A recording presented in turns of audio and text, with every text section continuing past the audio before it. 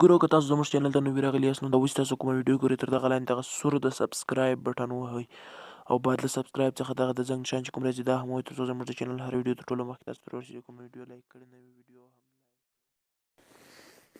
سلامونه او نیکې هیلې ګرانو خوږو ملګرو، نن یو ځل بیا د پښتو شبکه یوټیوب چینل څخه ستاسو په خدمت کې یم. ملګرو په نننۍ ویډیو کې به تاسو ته درښیم دوه کوډونه چې د هغه په واسطه باندې موږ معلومولی شو چې آیا دا موبایل فیک دی یا اوریجنل دی، یعنې اصلي ده که نقلي. نو ملګرو تر هر څه مخکې به تاسو خپل دغه زنګ وهلو ځای ته به راسئ، یعنې دغه زنګ وهل کېږي. نو په دې کې به تاسو ولیکئ ستوری زینه 0 زینه. دا مو چې کله وویل ملګرو نو دغه کې ډېر زیات اپشنونه دي چې په دغه کې مهم اپشنونه زه تاسو ته درښیم چې ټچ ده.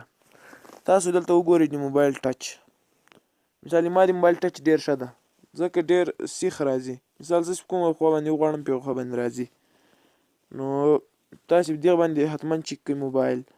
بعد له دې څخه سنسر ده، زیاتره موبایلو دا سنسر یې هم ګوره سم ده ملګرو، تاسې سنسر په دې طریقه باندې وګورئ. له دې څخه وروسته د موبایل رېږدېدنه ده وګورئ، موبایل رېږدي په دې رقم باندې یعنې رېږدېږي. له هغه وروسته ملګرو تاسې سپیکر یې وګورئ. ملګرو په دې طریقه باندې سپیکر کتلی شئ. دا رنګونه دي ریډ یعنې سور رنګ، ګرین، بلو و آبي رنګ. نو دغه کې طریقو باندې تاسې رنګونه کتلی شئ.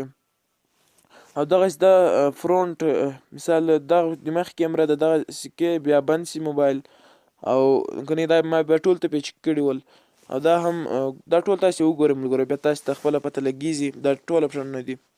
نو دویم کوډ چې دا ملګرو دې څخه به ووځئ، تاسې به د موبایل د زنګ وهلو چې ته بیا راسئ نو دلته به ولیکئ ستوری زینه 53 زینه. چې کله مو دا وویل ملګرو په دې کې میلوډي یا د موبایل کم غږ ملګرو تاسې دا واورېدلو. بیا له دې څخه د موبایل رېږدېدنه دلته هم څه کړي. له دې څخه وروسته سپیکر،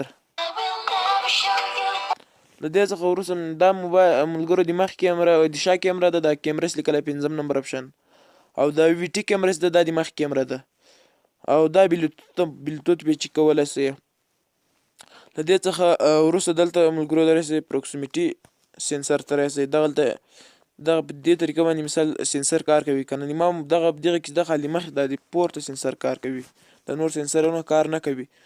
او لایټ سنسر نو ګورئ ملګرو ټول چک کوي پې.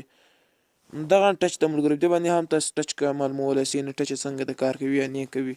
نو ملګرو الله جل جلاله کې ستاسې به دا طریقه خوښه شوي.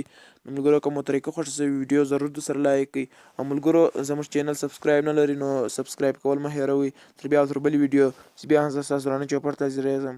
د الله په امان.